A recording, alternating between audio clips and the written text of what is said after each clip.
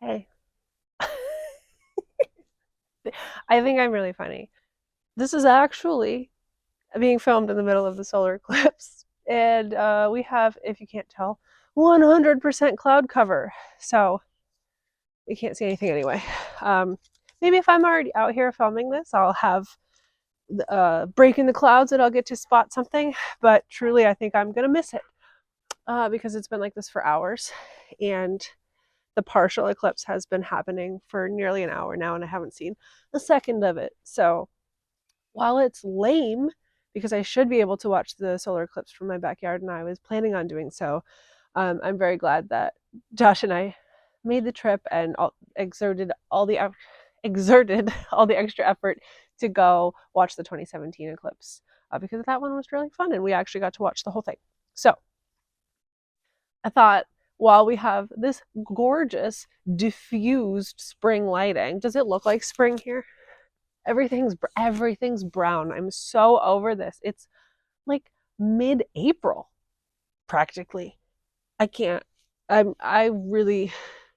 so ready for warm weather, but I'm not having any issue only working on like sweaters because I kind of don't believe winter's over. I mean, we're supposed to have a really beautiful warm day tomorrow and then a kind of sort of spring like week. Maybe this is the first time today that it's been above like 60 in like over a week. It's felt so wintry and we've had snow on and off.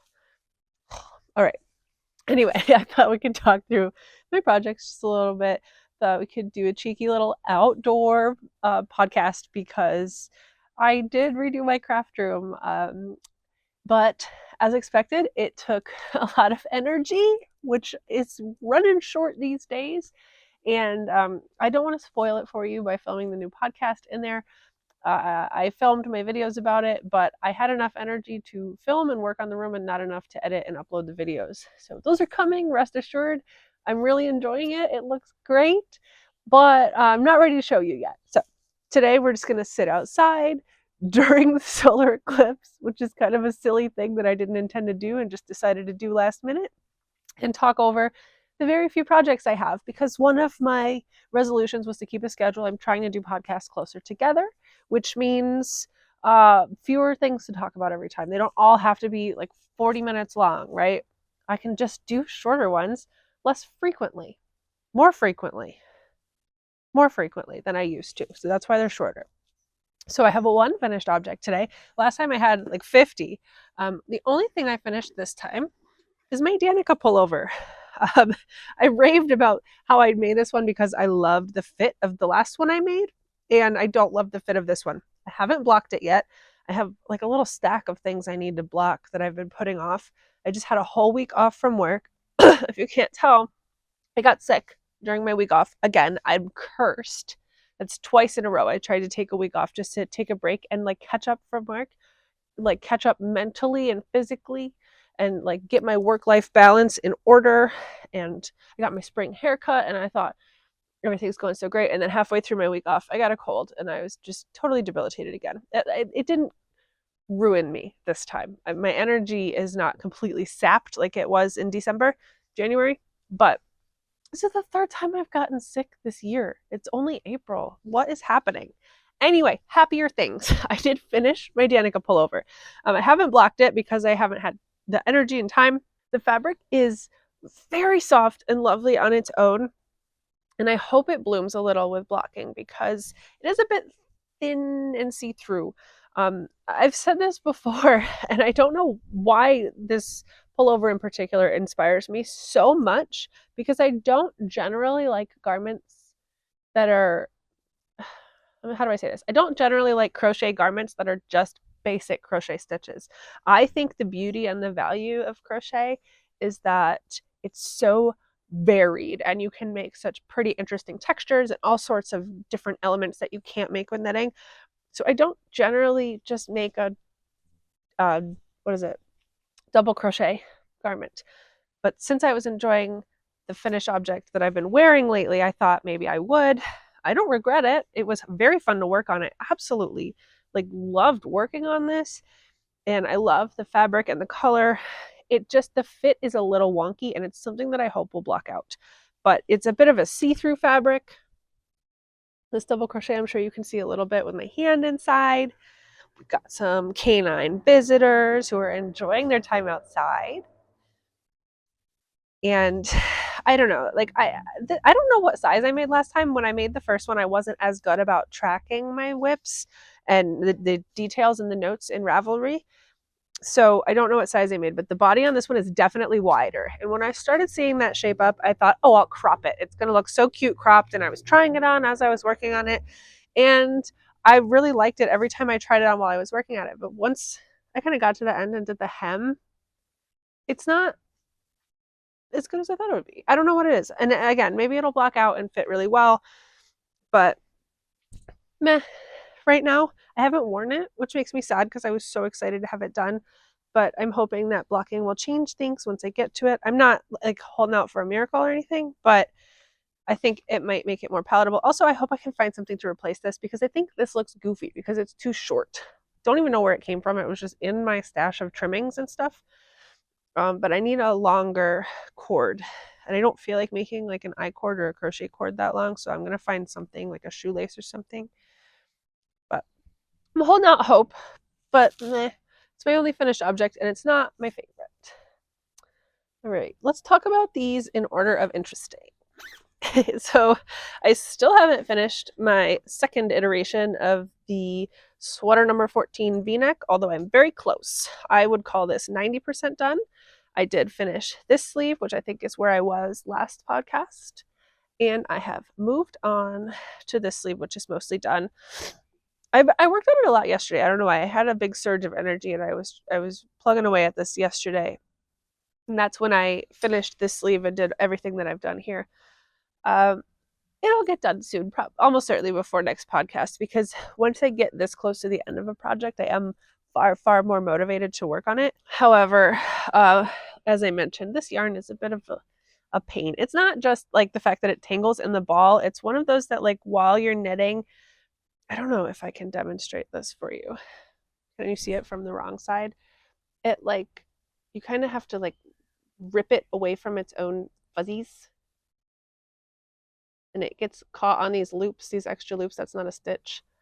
And sometimes you really just kind of have to yank it to make it work. So it's not that it's like the worst.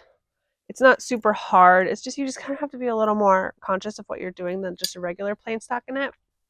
But again, I think it's worth it because I love how this fabric is coming out. And I think after I block this, it's going to be absolutely incredible now that it's finally warm enough to not wear it.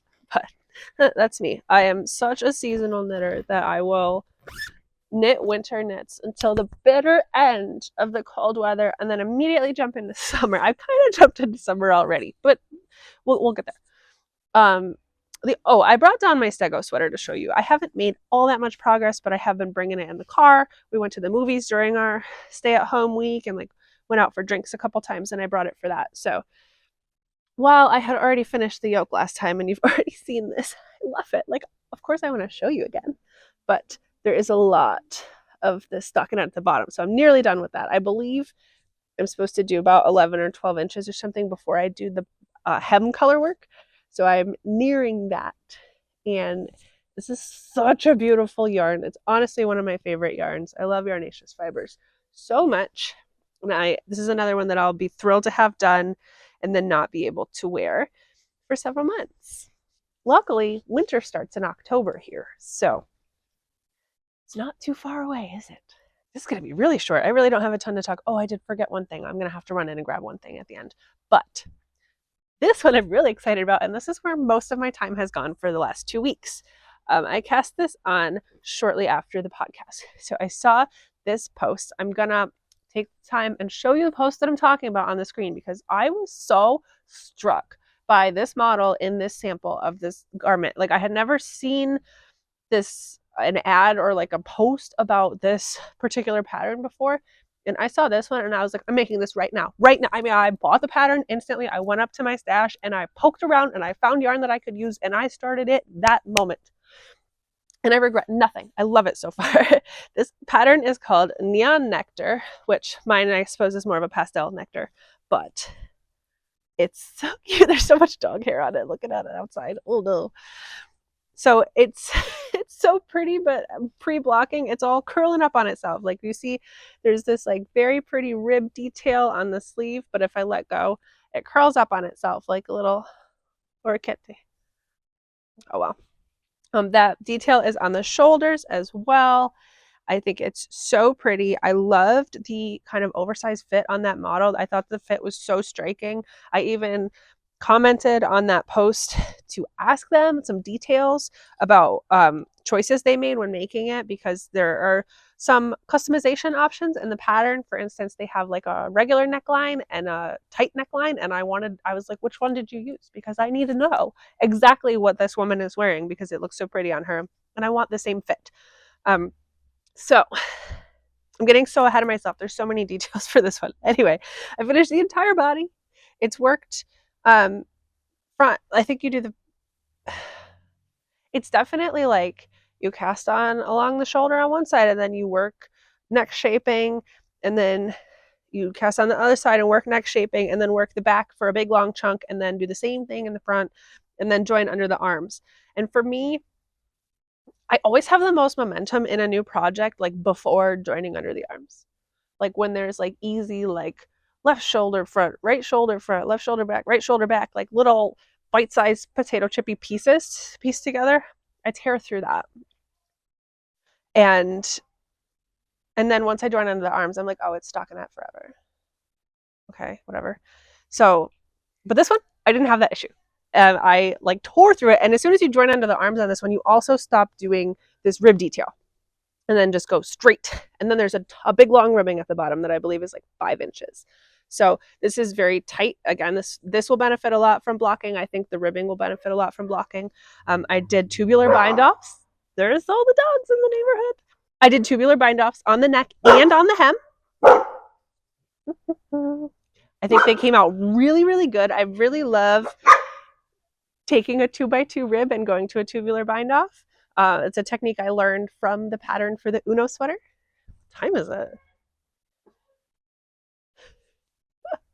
People are getting rowdy. I think we are 15 minutes away from totality here. It is kind of like dark and chilly. You can definitely feel the temperature dropping and maybe the light level a little bit. I don't know. You tell me. You can see the light level. Anyway, I'm 90% done with this one too. I did the entire sleeve and I've been working on the second sleeve. So I didn't say, for this one, I feel very creative with my yarn choice. I had 4 skeins of this Lion brand Sock Ease in this pretty pastel colorway that is called Cosmo, like the flower, I believe, not like the cosmos. But it's a fingering weight. It's sock yarn. I think it's a 75-25. It is really getting chilly. This is so weird. I forgot what this feels like. It is a 75-25 superwash nylon. So I wanted to use this. I bought this thinking I would make a sweater out of it, but I kind of don't feel like making a fingering weight sweater because who ever does? So I was looking for something to hold double with it. This pattern is written for a DK, and I didn't really have any. I didn't want to use a mohair. I didn't want it to be like too fluffy and warm. I wanted it to look very similar to the sample, which was not made with mohair, and I want it to be a little smoother. And I decided to use the leftovers because I had 4 skeins left over of this Italian merino that you might remember. I made the snowfall sweater scarf for my mom for Christmas. So even though the Italian merino from Spinaway Farms is a sport weight, when I held them together to make a swatch, I did meat gauge. And I think that maybe the fabric is a tad denser than the sample and that would have called for, but it is comfy. And I think it's very squishy. And I think from experience, having made something from that Italian merino already, I think after blocking, it's going to drape gorgeously. And I don't think that the bulk is going to be an issue.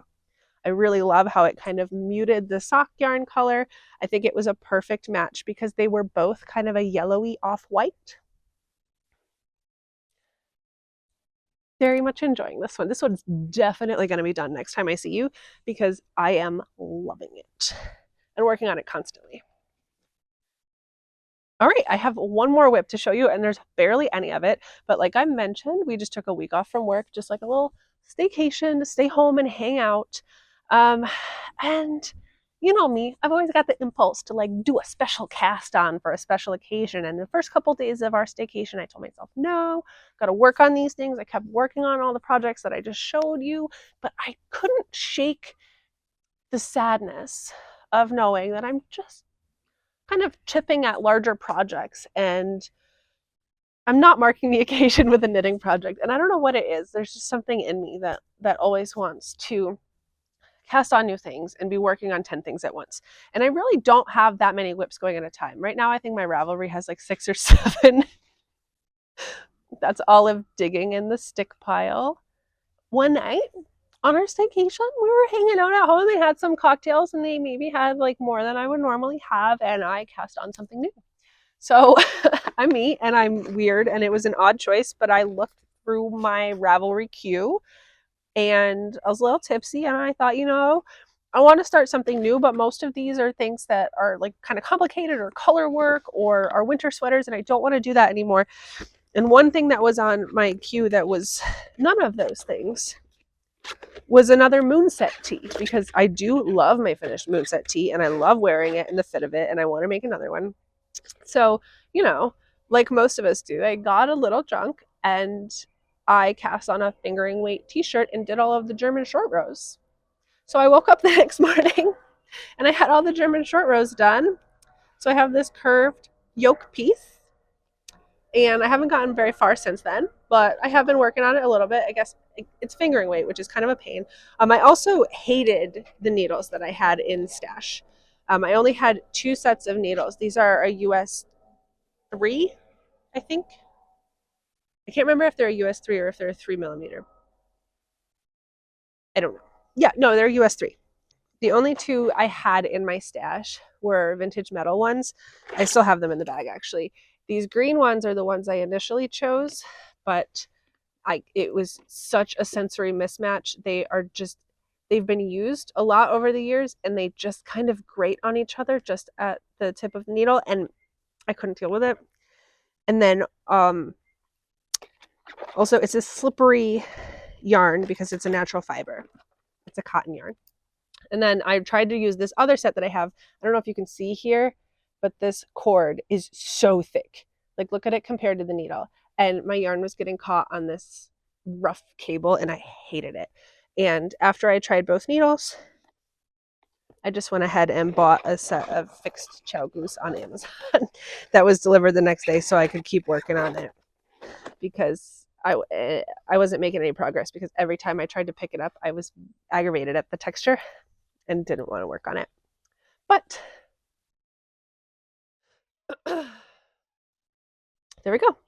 So not much progress there. It's a very summery knit, and like I said, I'm motivated to finish my winter knits. But the neighbors are getting loud.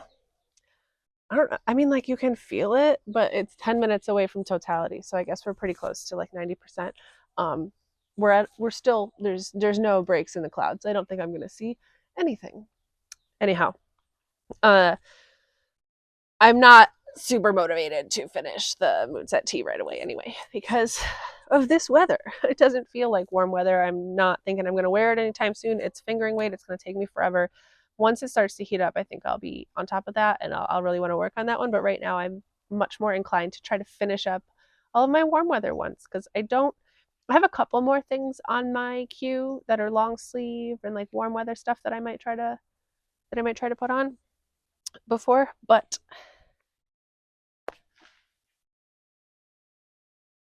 chasing squirrels, probably not. So trying to wrap up all the long sleeve stuff that I've already got on the needles, and yeah, that's all I have right now.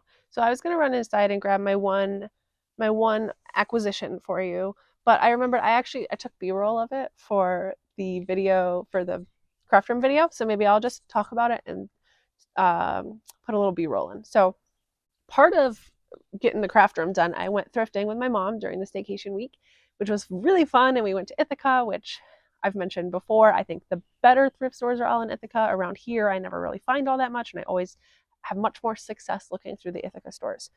So we went to 4 stores there, and one of them is a big local secondhand store called Ithaca Reuse, which we go to every time. And we had never noticed before that they have a second location kind of on the other side of town. And I spotted it on my way in when I was driving down the hill to meet my mom. And I thought, hey, like maybe we should try to go there. And we actually heard about it. Some of the employees at the main location were talking about it while we were there. So we decided to go to the second one, and they have like a craft section. I might even like reuse some of the B-roll I took for the craft room video, so like spoilers, but just for the thrifting section, because it was cool. They had a lot of quilting stuff and cones of yarn. They did massively overvalue their cones of yarn. Some of them, they were mostly novelty yarns. There was maybe like 10 cones, maybe 8 or 10, and they were all priced at $40 a piece, regardless of how much was on there or what type of fiber it was. And several of them were just kind of like novelty yarns that were cute enough that I probably would have purchased if they were like appropriately priced. But one of them even had the price tag from the warehouse inside, and it was like $12 at the warehouse, and they had $40 on it at the secondhand store. So it's one of those situations where they don't understand what they have or how to value it. So they were all very overvalued, except for one. I found one cone that was mostly mohair, some wool, tiny bit of nylon. And I did manage to track down on Ravelry exactly what yarn it is. And I believe it's from Valley Yarn Co. It's called Barrington, and it was sold on the cone like this. And I managed, because there was some handwritten notes on the inside of the yarn cone that I purchased, that the handwriting did say Barrington, but it was really difficult to read. It took me a while to kind of piece together what the word was, but it also had the fiber content in there, which is what convinced me to buy it in the first place. And once I figured out Barrington, I searched that on Ravelry, and I confirmed that they did sell cones that have the same weight, yardage listed, and fiber content that was written in the cone. So I think it's a really pretty color. It's definitely a sweater quantity. Ravelry says it's an Aran weight. I might not even hold it with anything. So I think it was a really great value. And thrifting doesn't count towards my yarn ban, right? Because thrift finds never count towards a yarn ban. It's so dark. Okay, so that was fun. That's the only acquisition I have, because I am trying to stick to my yarn ban otherwise. And the yarn I mentioned that I pre-ordered hasn't come in yet, but we'll talk about that when it does. So thank you so much for joining me today in this very odd, suddenly dark special episode of the Copycat Stitch podcast. So I hope you had a fun time and you want to come back and hang out with us in the future. So if you do, you know where to find me. Hit the subscribe button. I'll be here. You can come back and see my series about redoing my craft room, which is coming along so well. I love it so much. So thanks for sticking around to the end today. To totality. It's like 3 minutes away. This is it, folks. Happy Eclipse. This is Central New York in the springtime. Thanks, guys. I'll see you next time.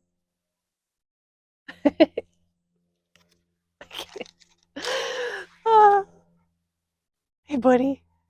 Are you freaked out because we're outside? Want to come on the pod? It's over. But you could be in the credits.